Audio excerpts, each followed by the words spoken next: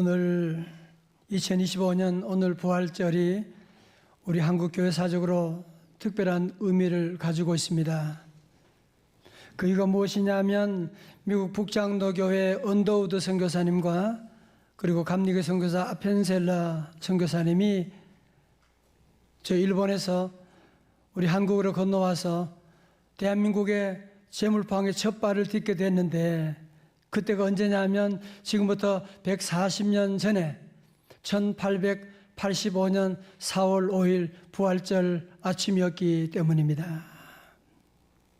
여러분, 많은 날이 있는데 어떻게 부활절에 이 대한민국의 첫 발을 디디게 되고 그들이 부활의 복음을 전하게 되었을까요?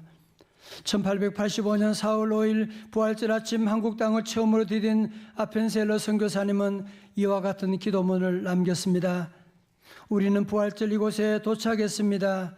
오늘 사망 권세 빗장을 산산히 깨뜨리시고 부활하신 주님께서 이 백성을 얽어맨 결박을 끊으시고 이들을 하나님의 자녀가 누리는 자유와 빛으로 인도하여 주시기를 기도합니다.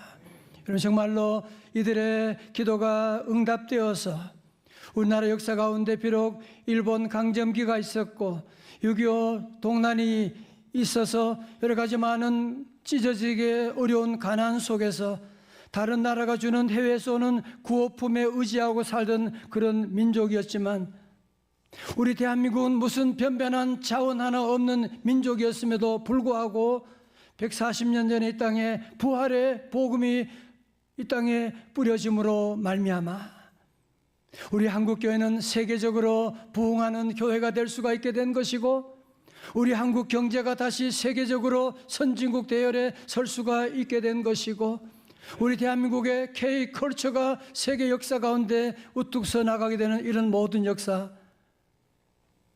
여러분, 무엇으로 설명할 수가 있겠어요? 그것은 오직 부활의 복음이 이 땅에 떨어졌기 때문에 하나님의 은혜 가운데 우리 대한민국을 다시 이 민족 가운데 부활의 새 역사를 써주신 줄로 믿습니다. 저는 오늘 2025년 부활절 아침에 기도합니다. 주여, 갈등과 분열의 이 대한민국에 다시 한번 부활의 영으로 역사하사 우리 가정이 다시 살아나게 하여 주시고, 우리 교회가 다시 살아나게 하여 주시고, 우리 대한민국이 다시 살아나게 하여 주셔서 주여, 이 땅의 상처와 고통을 다 보듬고 세계 선교의 으뜸가는 제사장 민족으로 만들어 주시옵소서. 하나님께서 우리의 기도도 들어주시고 부활의 영으로 이 민족을 소생시켜 주실 줄로 믿습니다. 사랑하는 성도 여러분, 우리 사람은, 인간은 누구도 자신의 인생을 예측할 수는 없습니다. 어느 누구도 내 인생이 앞으로 어떻게 전개될지 아는 사람 아무도 없습니다. 오늘 본문에 등장하는 요셉 보십시오. 요셉은 아버지 야곱의 11번째 아들로서 아버지의 사랑을 독차지해서 헤브론에 있을 때 그는 채색 옷을 입는, 왕자들만 입을 수 있는 그런 채색 옷을 입고 사랑받으며 살았는데, 어느 날 그 아버지 야곱은 양을 치러 간 10형제들의 안부를 물어보고 그리고 그들에게 음식을 전하기 위해서 이 11번째 아들 요셉에게 너 저 세겜 좀 다녀오냐라고 그렇게 말씀하신 거예요.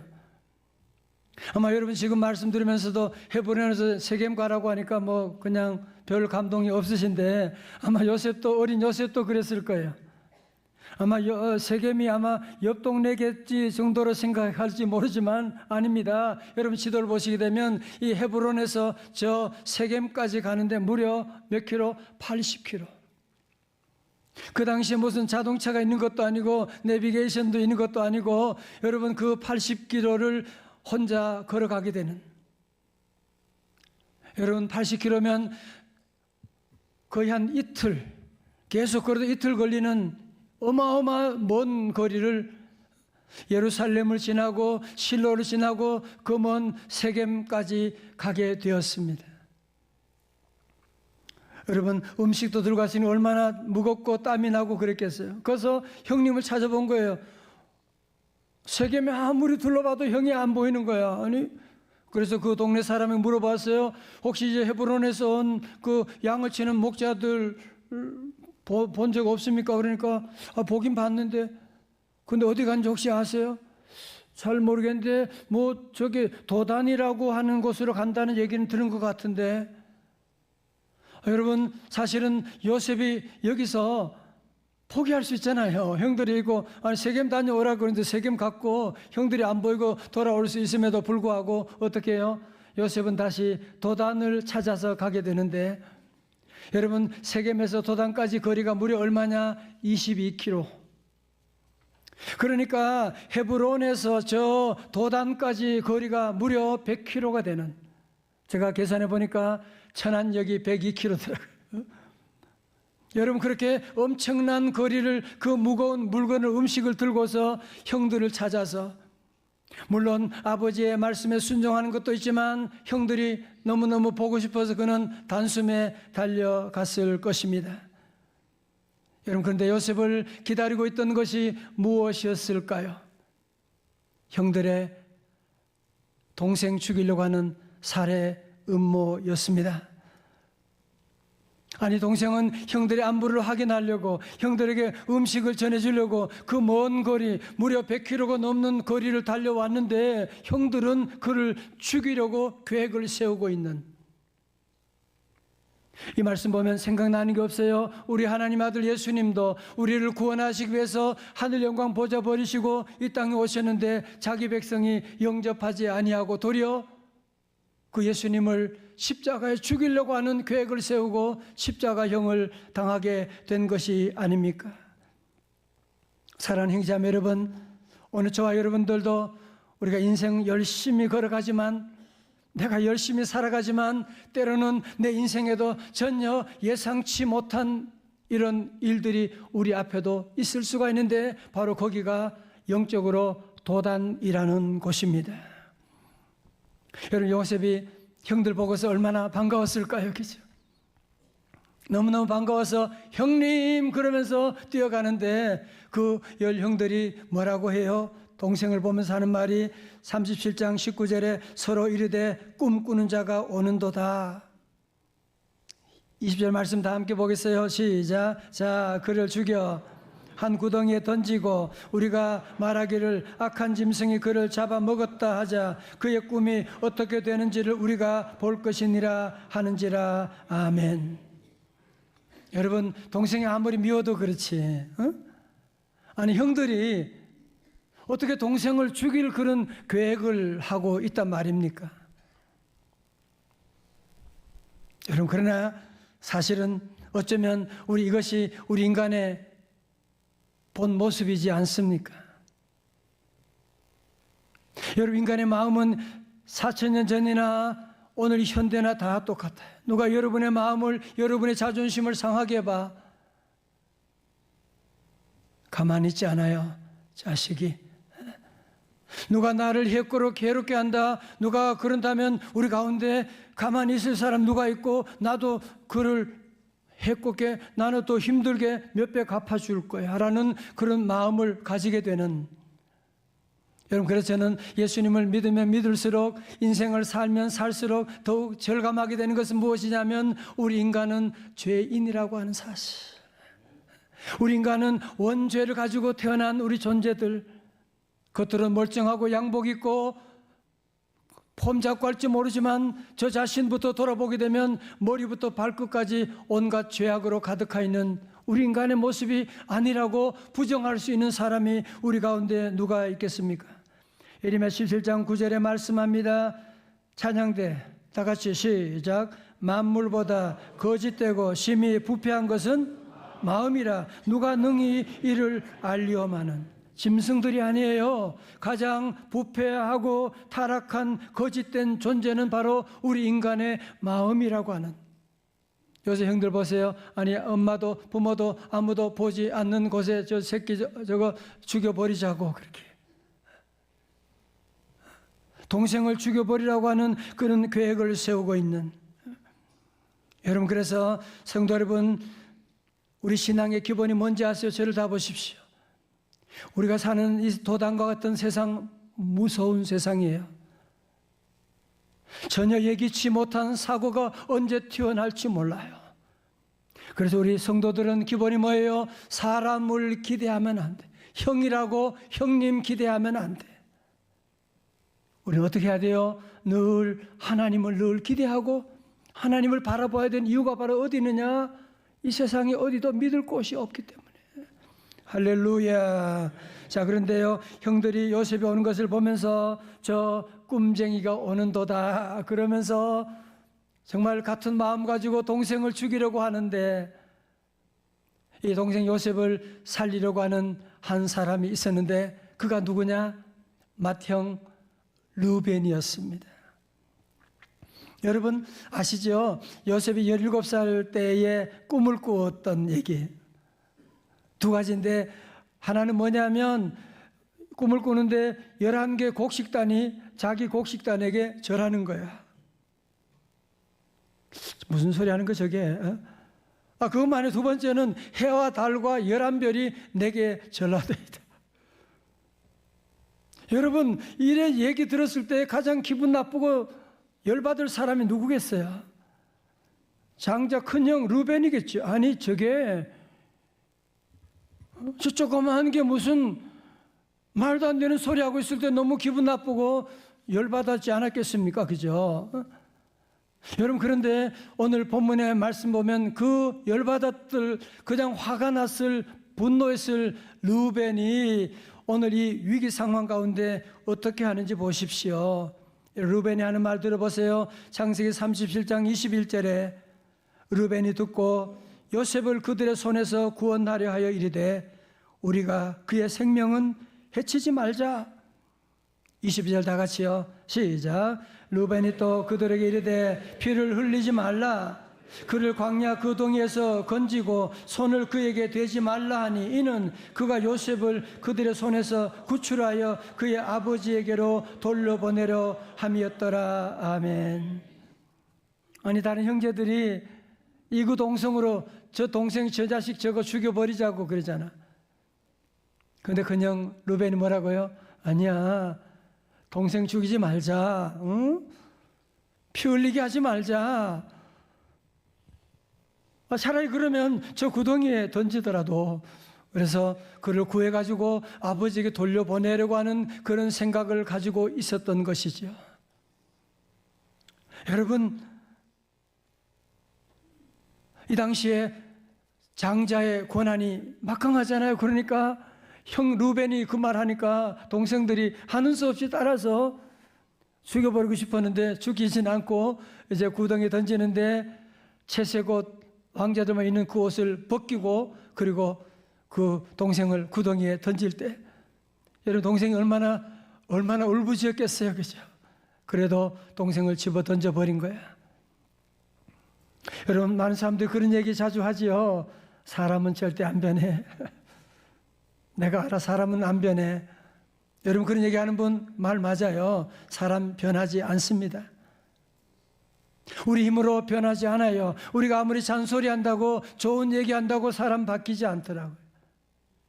그러나 우리 하나님은 사람의 마음을 바꾸십니다. 여러분, 르벤의 이 마음, 큰형 가장 완고하고 가장 분노할 르벤의 마음을 누가 움직였나요? 바로 하나님이 움직이시게 된 것이거든요. 여러분, 그러므로 우리 성도들은 자녀를 키우고 사업을 하고 인간관계, 복잡한 인간관계 하면서도 우리가 늘 하나님을 바라보고 하나님께 기도해야 되는 이유가 무엇이냐 하면 우리가 뭐가 힘들어요? 항상 인간관계가 힘들잖아. 그죠? 남편이 내 마음대로, 아내가 내 마음대로, 내가 자녀들이라고 내가 낳았지만 내 마음대로, 사업도 어느 누구 하나님 마음대로 되지 않는데, 그러나 내 마음대로는 안 되지만 하나님이 은혜 주시면 르벤의 마음도 움직여 주실 줄로 믿습니다. 그럼요, 하나님이 함께 하시면 그들의 마음을 움직여 주시고, 때로 여러분 마치 도단에 있으면 엄마 아빠도 없어, 아무도 없어, 나를 도와줄 수 있는 사람이 아무도 없네. 나는 백이 하나도 없고 아무도 도와줄 사람이 없어. 다 모두가 나를 죽이려고 한다고 할지 모르지만 아닙니다. 부활의 주님이, 부활의 성령님이 그때도 여러분을 감싸고 여러분의 길을 인도하시고 역사하심을 믿으시기를 축원합니다. 자, 오늘 본문에서는 특별히 독특한 것을 하나 발견하게 되었는데요. 요셉을 죽이려고, 형들이 요셉을 죽이려고 하는 그 장소가 도단이라고 하는 곳인데, 성경 사전에 보니까 도단이라고 하는 그 뜻이 뭐냐면, 거기에 그 뜻은 두 우물이래요. 영어로 two wells라고 되어 있어요. 여러분, 그래서 창세기 37장에 구덩이라고 하는 단어가 5번 나오게 되는데, 그 구덩이는 사실은 우물이란 얘기예요. 여러분, 사막 기후에 그 양떼를 키우려면 우물이 얼마나 중요해요.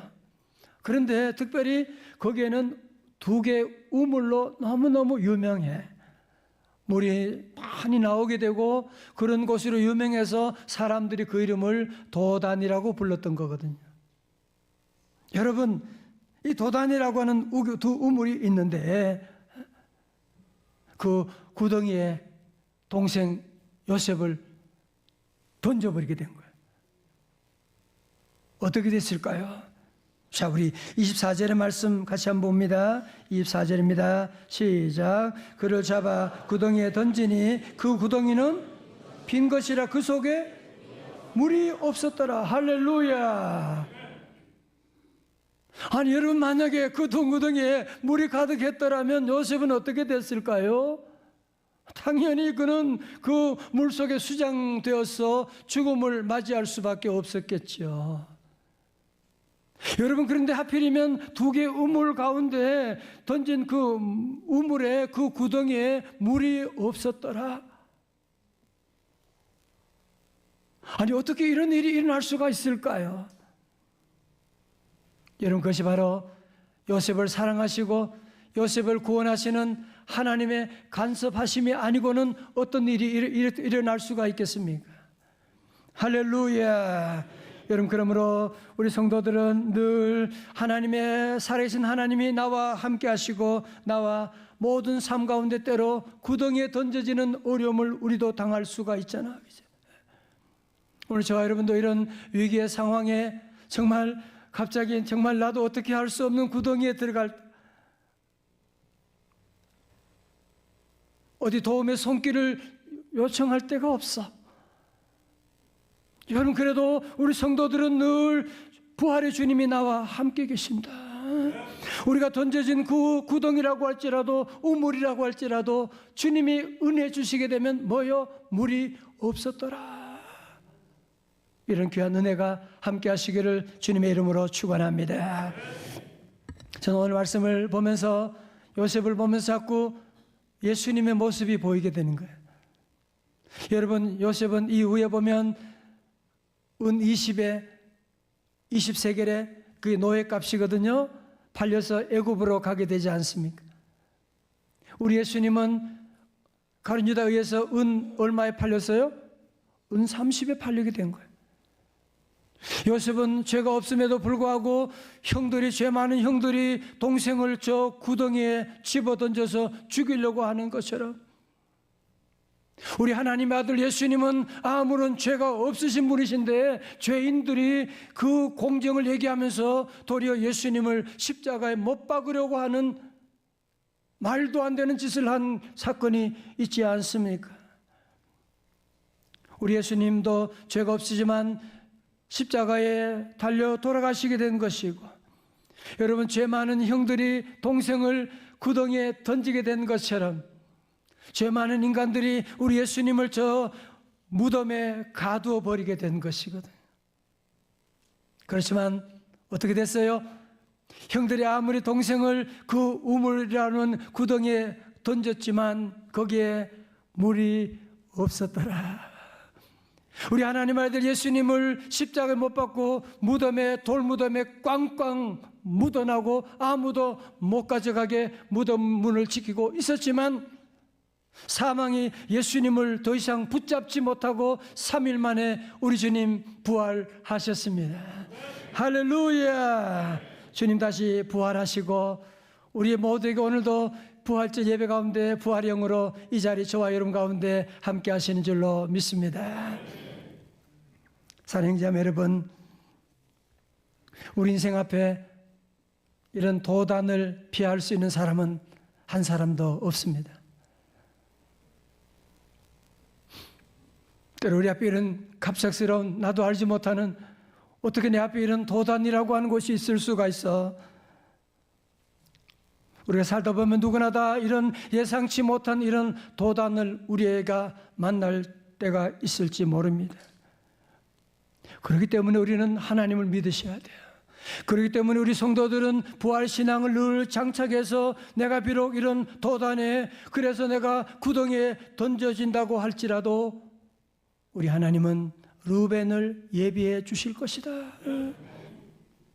내가 비록 도단의 구덩이에 던져질지라도 우리 하나님이 함께하면 물이 없었더라. 하나님의 놀라운 역사가 진행될 것이고, 그래서 우리 성도들은 세상적으로 본다면 도단은 모든 희망의 끝이죠. 그럼에도 불구하고 믿음의 눈으로 바라보게 되면 이 도단은 하나님의 일하심, 하나님의 역사가 시작되는 곳인 줄로 믿으시기를 주님의 이름으로 축원합니다. 20세기의 기독교 목사요 신학자로 유명한 칼 바르트라고 하는 분이 기독교 교의학이라고 하는 책을 수십 권을 쓴 분이 계세요. 그분이 이런 명언을 남기셨어요. 부활절과 성탄절 설교는 짧으면 짧을수록 좋다. 왜냐하면 설명할 필요가 없는 역사적이고 분명한 사실이기 때문이다. 여러분 좋아하는 이유를 알고 있습니다. 저도 오늘 부활절 설교를 짧게 하려고 합니다.